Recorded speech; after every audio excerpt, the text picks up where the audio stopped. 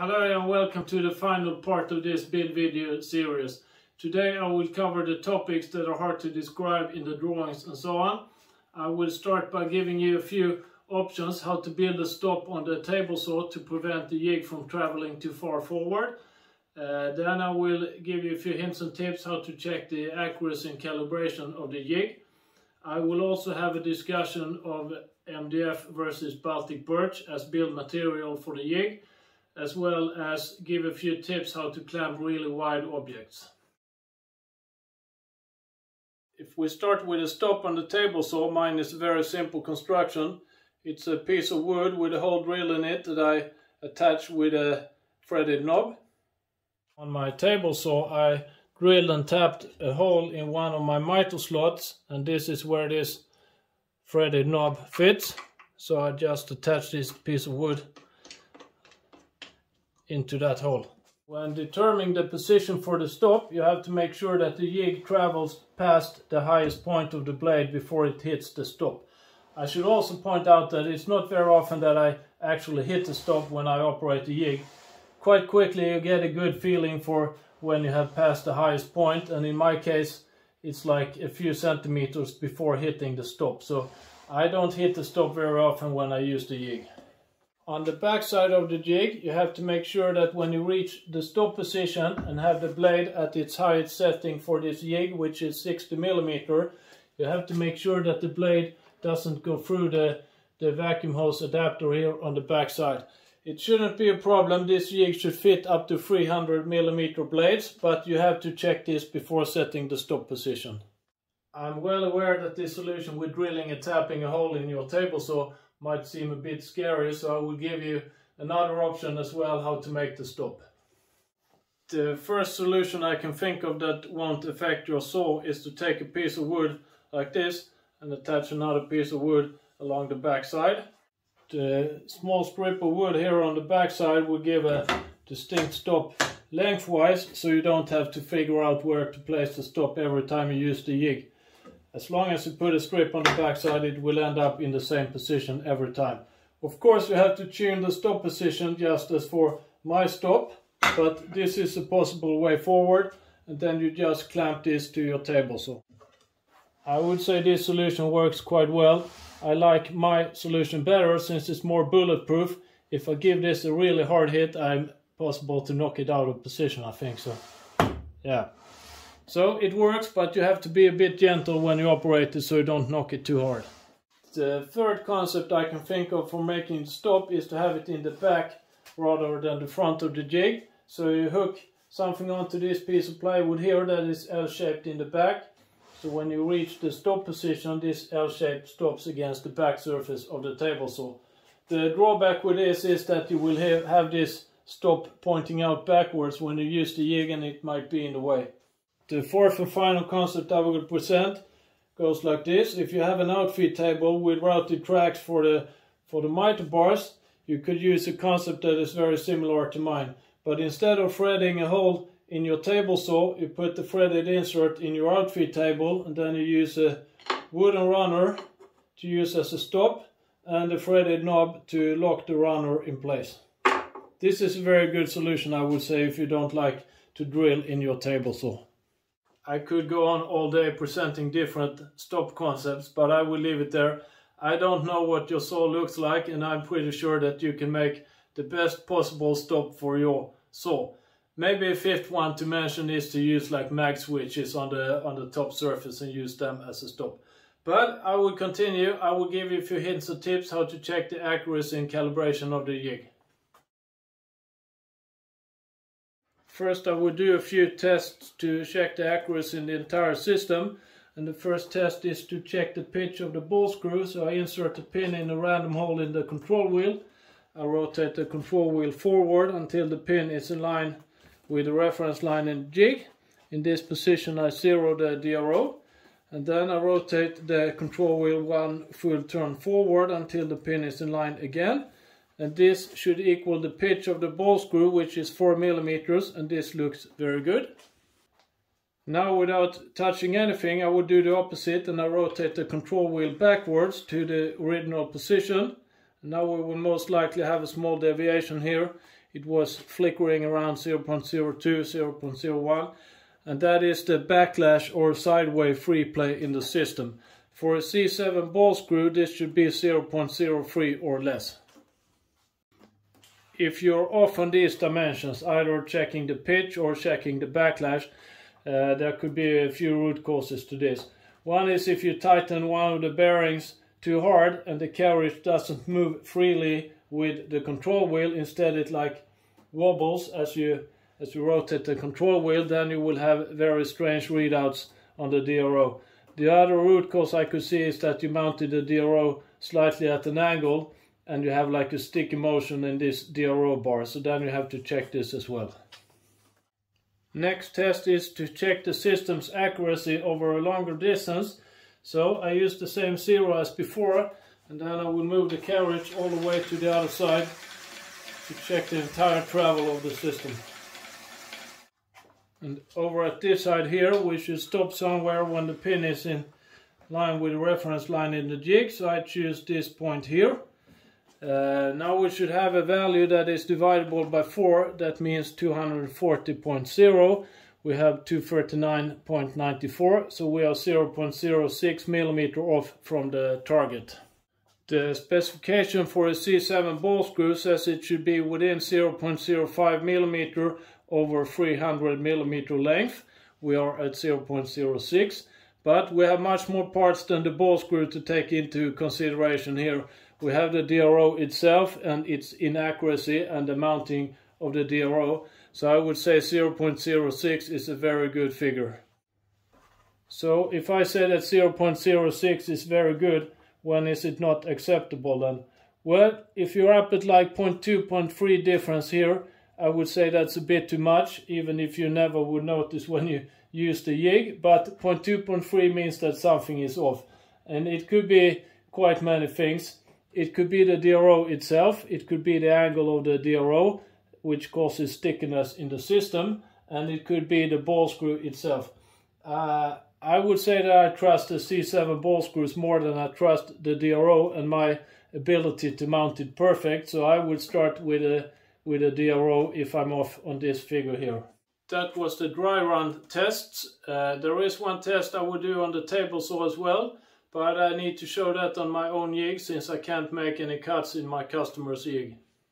I start by cutting a piece of scrap to the widest piece that this jig can handle, so this just fits inside the front support. And then I clamp this to the carriage flange. Then I bring the carriage over so my piece of scrap is pretty much centered over the blade. And I will now make an internal cut in my piece of scrap. Try to make it internal rather than an edge cut, because then the blade could flex a little, so make it internal. For this I'm using a 4mm wide blade. One reason is that it's slightly easier to measure a wider curve. The other reason is that this is a very stable blade where I know I don't have any blade wobble. But you could use a standard blade as well for this test.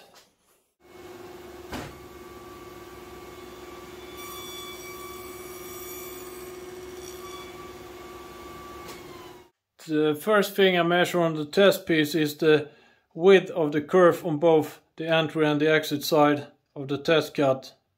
So I have about 411 on that side, and on this side here 412. That is very good. If you're off by a large amount on this dimension I just measured, and what is large? Well, I would say 0.1 and more. That means that your jig doesn't travel parallel to the saw blade. If you're only making box joints in 1 or 2 layers, this won't give you a big headache. But if you're cutting wider tenons like this, or if you're stacking a lot of box joints, this will give you a problem. As I just said, an inconsistent curve dimension means that your jig doesn't travel parallel to the saw blade. So the problem is not that it's out of square and travels in a straight line. That would still give you a consistent curve. The problem is rather that your jig either travels to the left or to the right. I made a quick sketch on the whiteboard trying to illustrate the problem. So the blue part here is the miter bar. It travels in the direction of the miter slot. The red piece is the saw blade, and as you can see the miter slot is not parallel to the saw blade. The green piece is our carriage, that is nice and square. and this is our workpiece. So when we don't travel parallel to the saw blade, the front edge of the saw blade will cut on this line here, that is this line here, and the trailing edge of the saw blade will cut this line here. If we had a full stroke on the jig, this wouldn't matter that much. You would get a much wider curve than the saw blade, but you will have the same dimension through the whole piece. Now we stop when we pass the highest point plus a little bit more. So if you don't have a parallel miter slot to the saw blade, you will have an angled line here, and curve dimension B will be smaller than A. So why not make it a full stroke jig and avoid this problem? Well, the jig will need to be quite a bit longer and heavier, and you will need to push it longer both on the forward and the backward strokes, so it would be slower to operate. And you should have a parallel miter slot to the saw blade if your saw is set up correctly. But I will show you how to measure this on your saw and give a few tips how to correct it if it's out of parallelity. My jig for checking the parallelity between the miter slot and the saw blade looks like this. It's a very simple L shape with a hole drilled through it for a dial indicator that sits there temporarily with a screw here. And this little L shape with a dial indicator should travel in one of the miter slots, and to make that happen I just attach it to my miter gauge using a clamp. Then I raise the saw blade to its highest setting to get a longer measuring distance, and then I bring my dial indicator in contact with a saw blade here in the front, not the teeth but the body of the blade. Here I zero my dial indicator, and then I just move it to the back to make sure that I have the same reading on the dial indicator in both positions. If you have a different reading here in the front and in the back, that means that this miter slot is not parallel to the saw blade. To adjust that, on most saws you can loosen the top and adjust the angle of the top, and that way adjust the parallelity between this miter slot and the saw blade. That is a very good thing to do, not only for this jig but also for the overall performance of the saw. When you are satisfied with the curve, you go ahead and make a new test cut. That's why I named this R2, reference 2. So I do the same as before. Place that against the flange and clamp it, and then I make a cut in the middle. But this time, instead of measuring the curve, you measure the remaining part on the reference side, both on the entry and the exit side. If these dimensions are identical, that means that the flange is parallel to the saw blade, and if the flange is square to the carriage space, that means that your entire jig is square. If you are square here but still have inconsistent dimensions, that means that you have to adjust the angle of the miter bar slightly until it produces identical dimensions. This final check we did here, I would say it's not as important as the one we did for checking the consistency of the curve. That's much more important. And the final one, it should be square already from the build, but it's worth checking on real parts as well. The rest of the things we squared up in the build, and I will not check those. Instead I will continue with a short discussion of MDF versus Baltic birch as build material. So if this was built in MDF instead, what would I change? The first thing that comes to my mind is that when we built the bottom plate assembly, I said you could either wax the bottom surface or put on these low friction tape strips that I have here. Well, if I built it in MDF, I wouldn't rely on wax as a sliding surface. I think the MDF will get worn out over time, so I would most definitely go with this low friction tape on the bottom surface. The next thing I would change if I built this in MDF are the screws holding the linear rails. There is quite a lot of weight hanging constantly in these linear rails, and I wouldn't trust short wood screws with small diameter if this was built in MDF. Instead I would go with through holes through the backbone and use machine screws and nuts and washers on the backside. When it comes to the clamping concept, if building this in MDF, I wouldn't go for the Festool rail clamps in routed in T-tracks, as those T-tracks would be quite weak if done in MDF. I would rather go for the dovetail clamps and the routed in dovetail tracks. What I've seen on the internet, this track seems to survive quite okay if done in MDF. But my preferred concept if making this in MDF would be recessed T-tracks, and I wouldn't rely on wooden screws here. I would make through holes through the carriage and put machine screws through it and then nuts on the backside. The control wheel I think should survive quite well also if done in MDF. I don't have that much experience in making small holes in MDF and making them survive over time, but if you have wear in those holes, it might be that you could put in some CA glue after drilling the holes and that way strengthen up the hole walls. The friction ring that is on the back side of the control wheel, that is done in 6mm Baltic birch in my build, but you could build that in other material. When it comes to screws and so on, almost the entire jig is already built with machine screws and cross dowels and threaded inserts, and that's a very good build method also for MDF, so I wouldn't change much there. There are a few places here on the back side where I use wooden screws, where I maybe would use machine screws and cross dowels instead. And also for these screws holding the DRO, I would maybe put the threaded insert, as these are loosened and tightened a few times to adjust the angle of the DRO. The threads might be worn out if you thread directly into MDF. But except from that, there are not much else to change if you build it in MDF. In terms of thickness, the plans are based on 15mm Baltic birch. If I used MDF instead, I would go for 16mm, but you have to adjust some dimensions yourself accordingly to compensate for a slightly different thickness. Except from that, there is not much more to say about MDF versus Baltic birch, and I will head over to the final topic for this part, and that is some tips and tricks how to clamp really wide workpieces.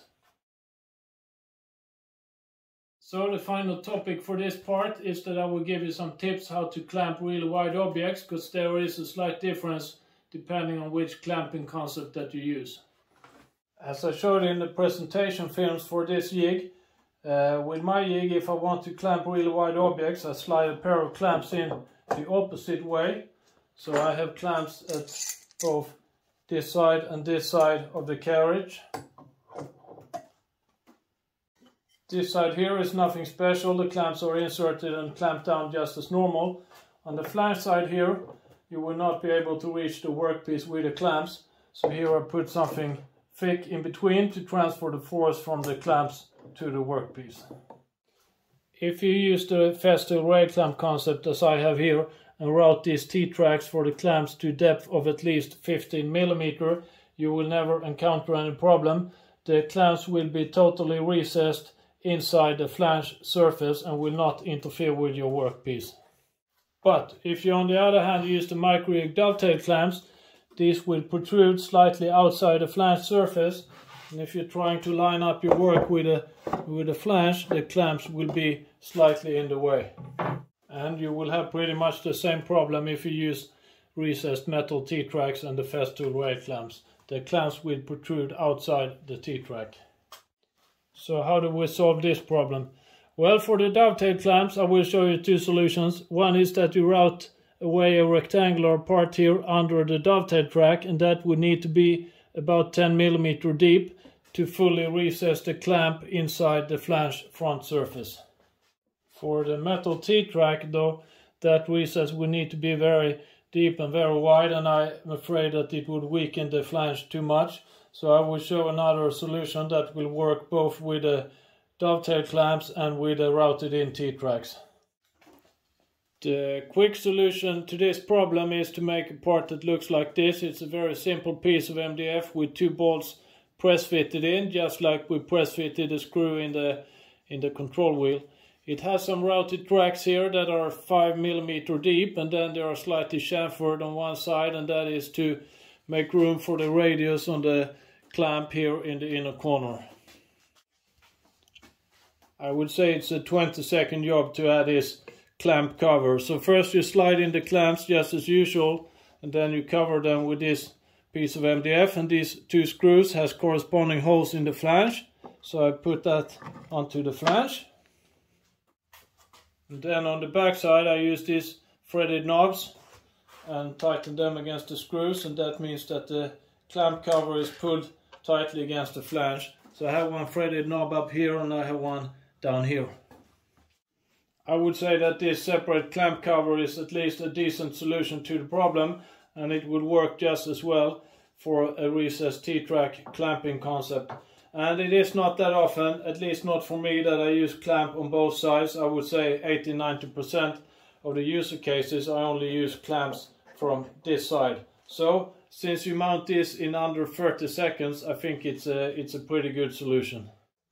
So why do I do like this and give you a different solution and different clamping concepts and so on? Well, I wanted to give you the possibility to choose your clamps. If you don't own the micro-jig dovetail clamps and need to buy 4 of them to operate the jig, they will be quite expensive. So if you already don't have the Festo ray clamps, I would choose them instead. And then each clamping concept has its pros and cons, but at least I tried to give you solutions to the problems that you could encounter. We have reached the end of this build video series, and as said before, this is a super jig and it's well worth the hours it takes to build it. If any questions, write them in the corresponding video parts so everyone else could read your questions and my answers to it. Thank you very much.